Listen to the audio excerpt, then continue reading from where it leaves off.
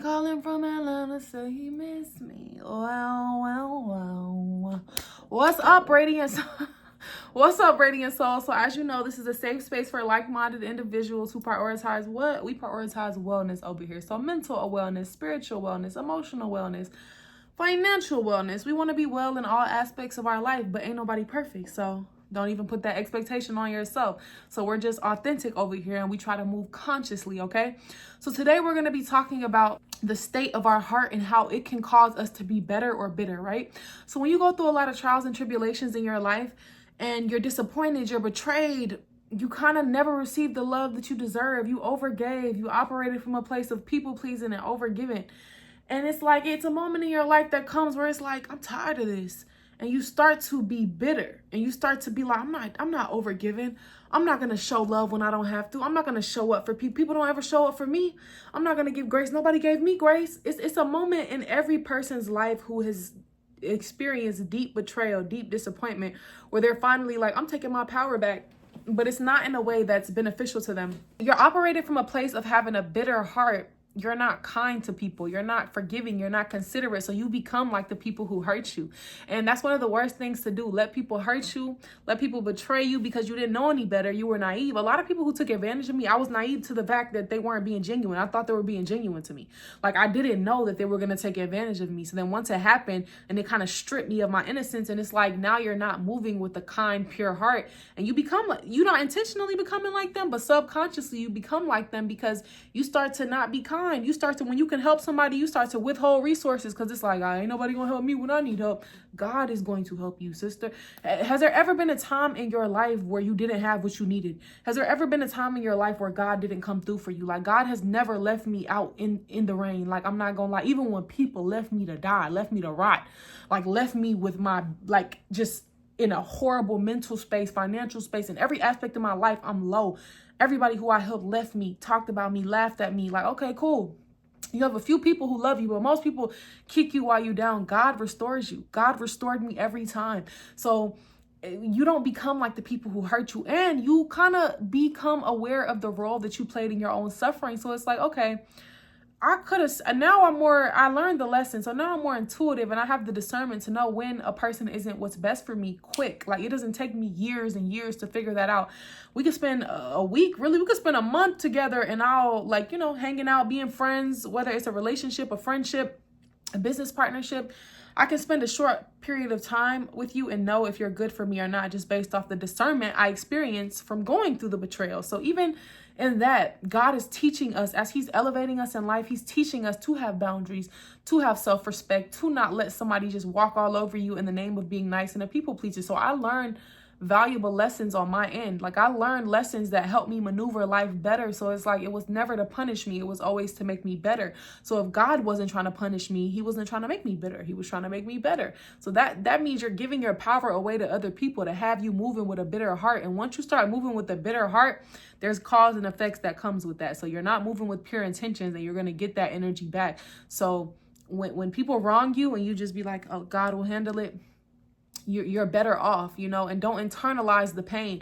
Like, when people betray you, oftentimes it's more about them than it is about you. Like, a lot of the time people are walking around wounded and unconscious, and they're unconsciously spilling on to other people. So it's like, when they hurt you, they didn't really mean to hurt you. They weren't being conscious with you. They're selfish for sure, but they didn't intend to hurt you. They don't care about other people like that. They care about themselves. Like, and when someone hasn't evolved from only caring about themselves to caring about how their actions impact other people, aka they're not conscious, you just need to release them, because life will teach them. Like, they don't nobody gets away with mistreating we're all creations of God. You don't get away with mistreating creations of God, okay? You don't get away with belittling creations of God. You don't get away with changing, even with in love. Like, you don't get away with manipulating someone to just open their heart to you with the whole time you're having malicious intent to just take from them. You really think God is the rectifier of affairs. So we don't have to become bitter-hearted. We give our pain to God. We get our strength from God. So when you're feeling weak, rely on God. Like, God is the firmest handhold that you could have in this life. So when people wrong you, give the pain to God. Tell God how much it hurts you, what they did, and ask God to, like, restore your heart, because I'm never going to let somebody have the power over me or to say, I'm never going to love again. I'm never going to be kind again. I'm never going to be generous again. When I give for the sake of God. When I love for the sake of God. So no matter how many times I get it wrong, I'm going to love until I get it right. No matter how many times people try to take advantage of me, I'm going to continue to be kind and giving. And the right people will appreciate it and they'll reciprocate it. And the wrong people will get away. They'll naturally move away from me.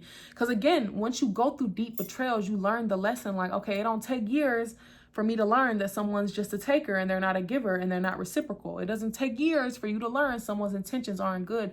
But you know what will cause your learning process to take years? When you're not acknowledging the role you play in your own suffering as an overgiver, as a people pleaser, as a person with no boundaries. So a lot of the time when we were betrayed, we weren't operating from our most authentic self. We weren't operating from a place of loving ourselves and being self-assured. We were externally looking for people to love us and validate us and whatever, show up for us and nurture us in the ways that we never nurtured ourselves. So we outsourced the in-house job. It ain't nobody else's job to love you but you. Love yourself. Pour into yourself. Like, truly show up for yourself. So then when you get in connection with somebody and they don't show up for you, you're like, nah, that ain't, I show up for me. Like, the standard of love in your life should be the way that you love you. And then everybody else who comes into your life, they're going to reciprocate the way that you treat you. So if you put you last, everybody else going to put you last. So it gets to the point where you realize the role you play in your own suffering and you change your behavior versus victim mentality. Sometimes you are the victim. Sometimes people do stuff to you. But in order to elevate and prosper in life, you can't look at yourself like a victim. You have to see the role you play in your own suffering and move forward. No, you did not deserve to be betrayed, but most people become their best self after going through the worst circumstances because they learned the toughest lessons. And then now they can cruise through life because they've learned those tough lessons. So anytime you go through a hard time, learn the lessons that God is trying to teach you versus just like feeling bad for yourself. Of course, I always say, I'm going to give myself a day. If something really deeply hurt me, give myself a day. You know, all right, I'm going to give myself a day to soak. If it's super severe betrayal, give yourself a week. After that, you have to get up.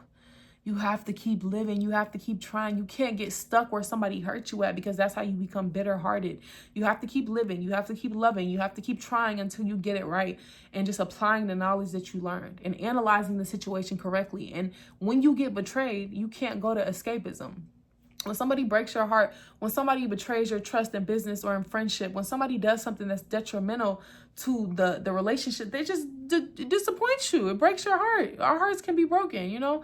And when this happens, instead of going to a place of being bitter, try to be better. Give yourself the space to feel, but then be like, okay, were the signs there that this person would do this? Okay, I could see I didn't pay attention here. Okay, I did overgive here. Okay, I was people pleasing a bit. Okay, next time I'm not going to do this. So when it comes around again, you're more intentional, you're more conscious, and you're more aware.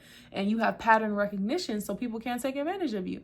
You know, and again, I really don't even see it as somebody taking advantage of me anymore as I evolve as an individual because I realize, like, you just tricked yourself out of a genuine kind person who would have did anything for you. Like, you tricked yourself.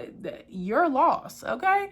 Once you start to see the value and the light that you bring into any room you walk into, and I ain't talking about money, I'm talking about the essence of your being. Like, when you do that internal work and you develop your sense of self, it's like you're valuable for simply being a creation of God. You're valuable for things that money can't buy. You're valuable for being a soul in a body. You're valuable for being a servant of God. You're valuable for the light that you bring into any room you walk into. It's a privilege to have access to you. And when somebody burns that bridge of access to you, you don't become bitter-hearted, you become better.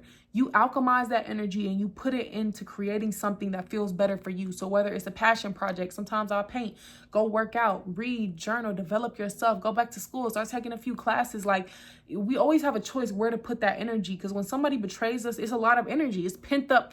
It's like so many pent up mixed emotions that you have. Alchemize it. Put it to something that benefits you. Don't ever let somebody hurt you and then you hurt yourself.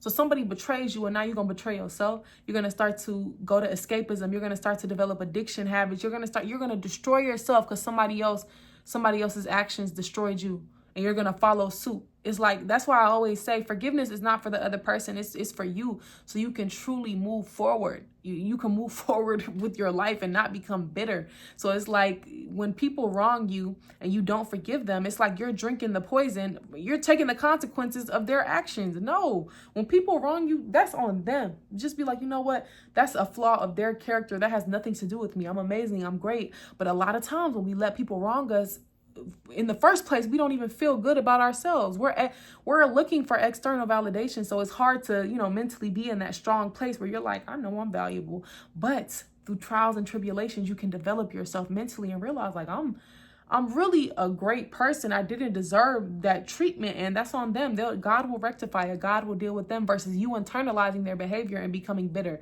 Don't become bitter, become better. Don't let anybody make your heart bitter in this world. Don't give your power away to that extent, okay? Nothing happened to you and everything happened for you. Subscribe to my channel. I have Radiant Souls on TikTok, on Instagram, YouTube, and I have it on podcasts on Apple and Spotify and YouTube podcasts. So again, this is a safe space for like-minded individuals who prioritize wellness. So keep being that radiant soul that you know that you can be, and don't let this evil world change you. Don't let the pain other people give you change you, okay? Keep spreading the light that God put you on this earth to spread.